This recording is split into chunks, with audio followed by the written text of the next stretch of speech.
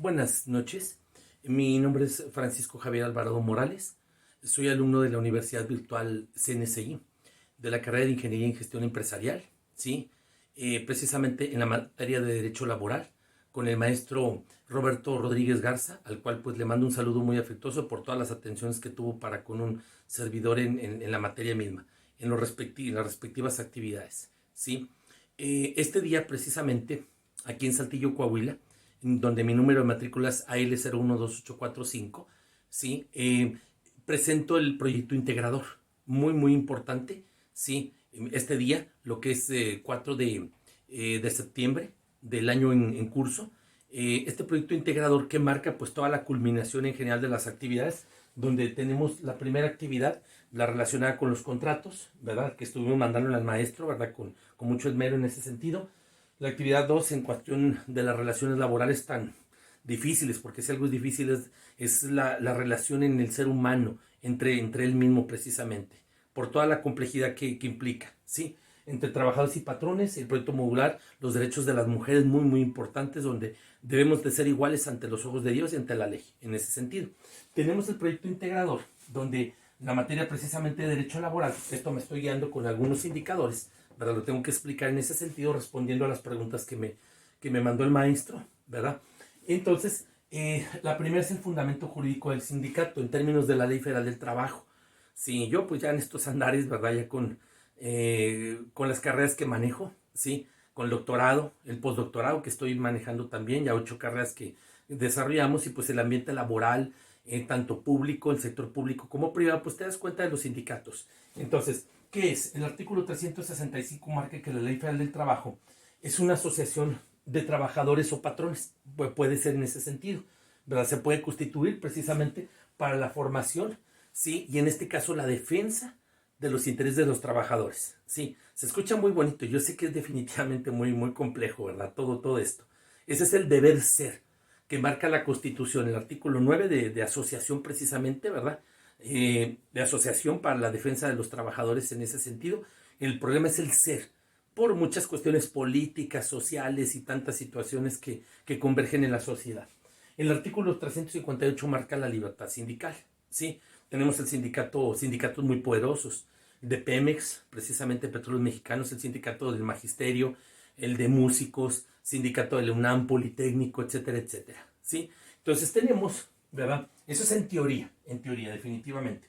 Los requisitos legales para la formación de un sindicato que puede haber locales y nacionales. Son varios requisitos.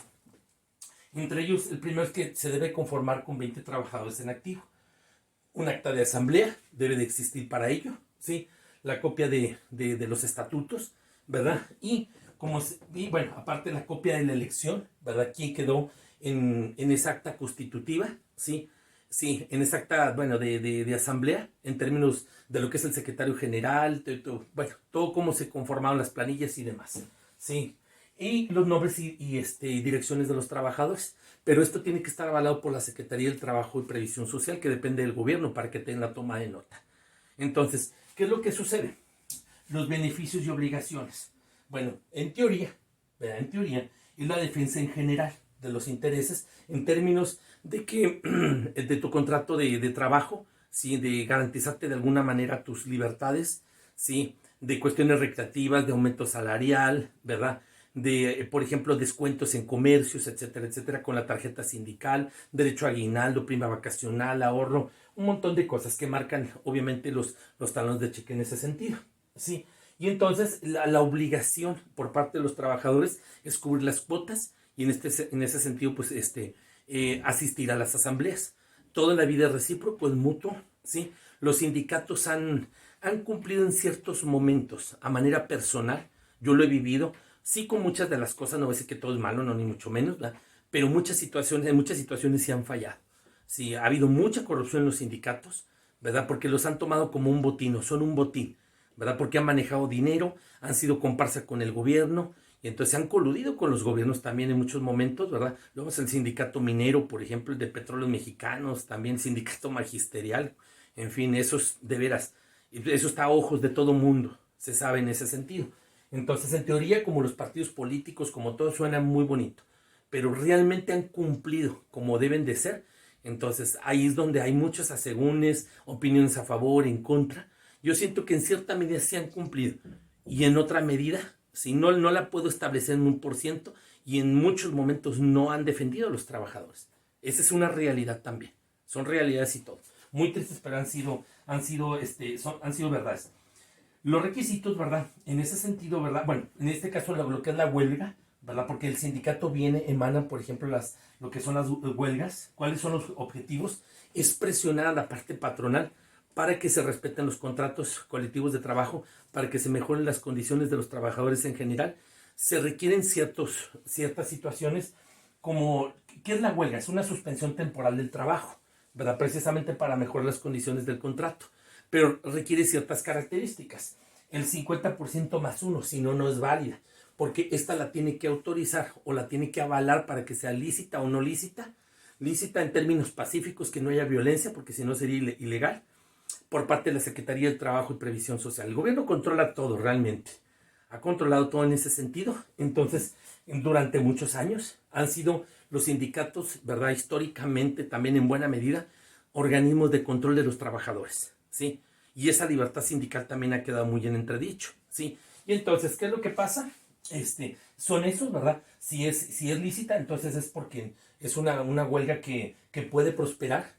¿Qué situaciones, no, del secreto de la técnica empresarial del Japón? Anduve cerca de por allá, he leído situaciones, estuve en Alemania, pero lo que es el Japón, ¿cómo hacen la huelga ellos? Ellos se ponen una banda, no cierran la empresa. ¿Qué cultura? No, se pone una banda roja en señal de protesta. El supervisor de la fábrica checa, se negocia de manera individual en cierta medida, ¿sí? Y no ponen las banderas rojinegras, ¿sí? Y produce más para afectar oferta y demanda, ¿sí? Pensando que va a ganar más el patrón, pero va a perder porque se empieza a depreciar el producto, o bien o servicio, Y aquí cerramos las fábricas. Entonces es una situación, no quiero decir que sea lo mejor, lo peor, pero sería cuestión de analizarlo bien, ¿verdad? Y consensarlo para determinar qué cosas podemos sacar bien del Japón y lo podemos trasladar a nuestras empresas. Y que no se presta pues a la politiquería, a la grilla, todo lo que ya conocemos de siempre, ¿sí? Y entonces, ¿qué es lo que sucede? Los tipos de trabajos de acuerdo a la ley federal precisamente del trabajo, esto cubre, ¿verdad? Con ese derecho sindical constitucional en términos de la ley que es la que marca la ley federal del trabajo. Y en ese sentido, en todo el territorio nacional, trabajadores de la aeronáutica, deportistas, lo que son actores, hoteles, restaurantes, las personas que típicamente, históricamente han sido desgraciadamente explotadas, son las trabajadoras, las empleadas domésticas. No se les ha dado nada prácticamente, más del 90% estadísticas documentadas, ¿sí? No tienen derecho a aguinaldo, prima, que no tienen nada, más su sueldo y las corren a la hora que quieren. Ahora ya creo que han ido cambiando algunos aspectos, ¿sí? ¿Ok? Y entonces tenemos finalmente, ¿verdad? Las autoridades laborales, pues bueno, la Profeder, la Procuraduría Federal de la Defensa de los Trabajadores, ¿sí? La Secretaría del Trabajo y Previsión Social, ¿sí? Las juntas de conciliación de arbitraje, ¿verdad? Que se ha comentado muchas cosas sobre ellas, que se coluden con patrones y con trabajadores y, bueno, tantas cosas, ¿sí? El Tribunal Federal de Conciliación de Arbitraje. Y pues es todo esto en realidad. No terminamos realmente de analizar tantas situaciones. Todo esto en teoría suena bonito. Yo siento que se han cumplido muchas cosas. También no, bajo la campana de Gauss en un equilibrio, muchas cosas no se han cumplido y muchas otras sí. No todo es malo tampoco. No todo es malo porque tenemos esa tendencia, ¿verdad? A señalar todo lo malo y lo bueno no. Los sindicatos sí han defendido en muchos momentos. Sí me consta también de una u otra forma a los trabajadores y en muchos momentos no. No se ha defendido. ¿Qué tanto más, qué tanto menos? Es una cuestión, no tengo los datos precisamente, pero yo sé que se han dado de ambas situaciones. Y pues este es el proyecto integrado, es muy bonito, es un análisis que tratamos de hacer para llegar de una u otra forma a esos consensos, a esa conclusión en general. Que cada quien en su contexto de alguna manera, pues ya le da esa terminación. Y pues le mando un saludo nuevamente aquí desde Saltillo, Coahuila, al maestro, ¿verdad? Por las atenciones que tuvo para con un servidor en todo este desarrollo de la materia. Muchas gracias.